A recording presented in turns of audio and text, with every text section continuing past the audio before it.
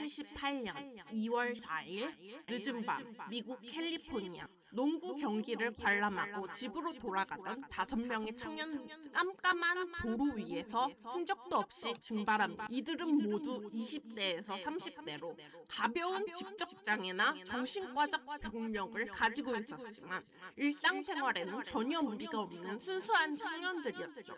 가족들의 애타는 신고로 대대적인 수색이 시작되었고 며칠 뒤 그들이 던 1969년식 머큐리 몬테고 차량이 발견됩니다. 그런데 발견된 장소가 아주 기묘했습니다. 그들의 집인 유바 카운티와는 반대 방향인 해발의 험준한 플루마스 구규림의 눈 덮인 산길 한가운데였던 것입니다. 더욱 이상한 것은 차의 상태였습니다. 경찰이 확인해보니 차는 전혀 고장이 나지 않았고 연료 탱크에는 기름이 충분히 남아있었습니다. 눈통 구덩이에 살짝 빠져있기는 했지만 건장한 남성 5명이면 충분히 밀어서 빼낼 수 있는 수준이었습니다.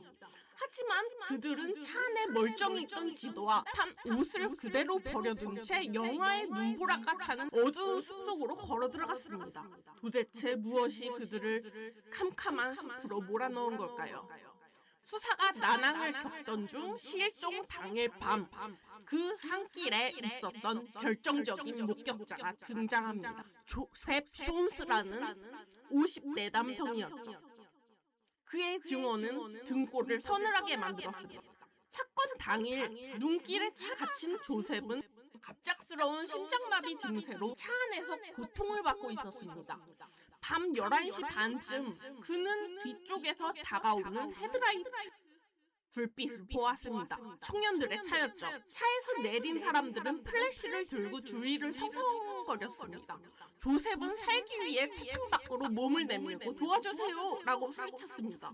그런데 정상적이라면 달려가서 도와주어야 할 그 상황에서 믿을 수 없는 일이 벌어집니다. 조셉의 비명을 들은 무리는 갑자기 플래시빛을 툭 끄고 쥐죽은 듯이 침묵하더니 가만 감춰버렸습니다.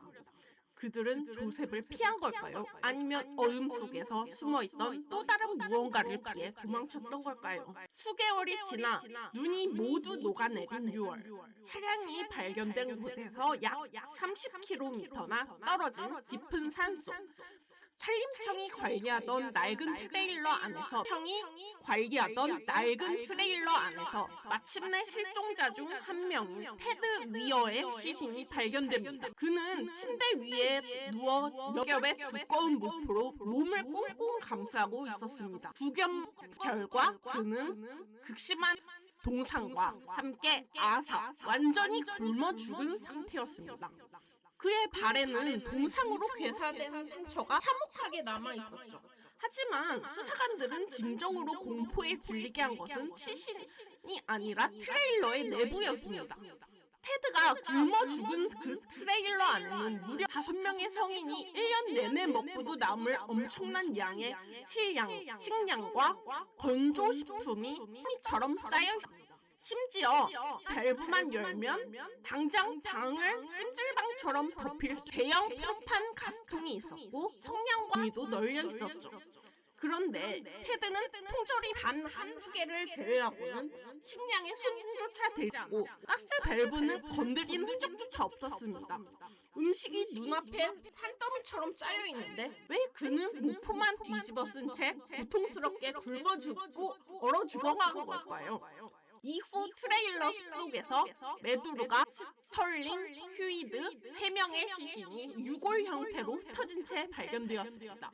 하지만 조현병을 앓고 있던 마지막 한 명, 게리 마티아스의 시신은 끝내 발견되지 않았습니다.